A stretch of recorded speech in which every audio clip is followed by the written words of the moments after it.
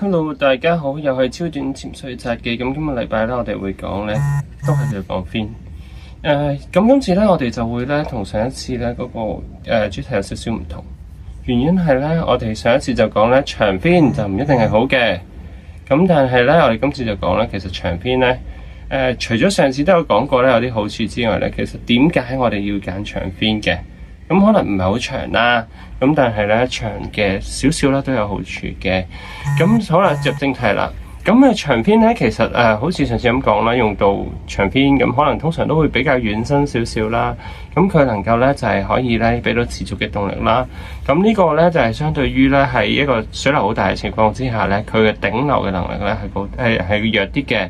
咁但係咧佢喺平靜水域嘅時候咧，佢能夠咧，因為你輕輕踢一下咧，佢已經有持續嘅動力啦，咁就可以令到你咧可以好輕鬆地咁就可以踢到遠啲距離啦。咁但係如果用短 fin 咧，可能你要踢好多下，即使佢每一下踢落去嘅時候咧，佢可以俾到一個大啲力量你啦，可以踢得遠啲啦。但係因為佢需要用到好持續嘅我哋人力踢落去，咁一下一下踢落去咧，佢先有反應嘅。咁所以咧，就會踢得辛苦少少啦，因為個密度會好高，同埋佢嗰個每次嘅踢嘅力量都會大一啲。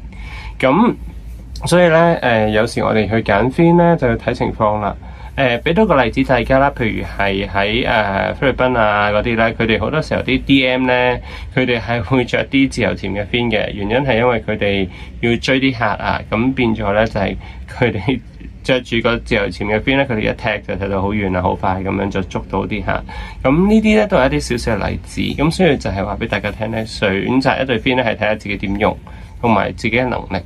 咁如果你有能力嘅，咁梗係踢啲 Jack fin 啊、XT fin 啊嗰啲咧，比較嗰個多元化少少啦。咁如果你話唔係啊，我比較冇咁大力啊，或者係我比較我技術冇咁好嘅，其實 XT fin 啊，唔係 sorry，四線啊，或者係 Scuba Pro 嗰啲都得嘅。嗱，補多句啊，唔係講咩，有教官啊，技術潛水教官都係用緊四線 fin 噶，所以唔係話四線一定係淨係for休閒潛水。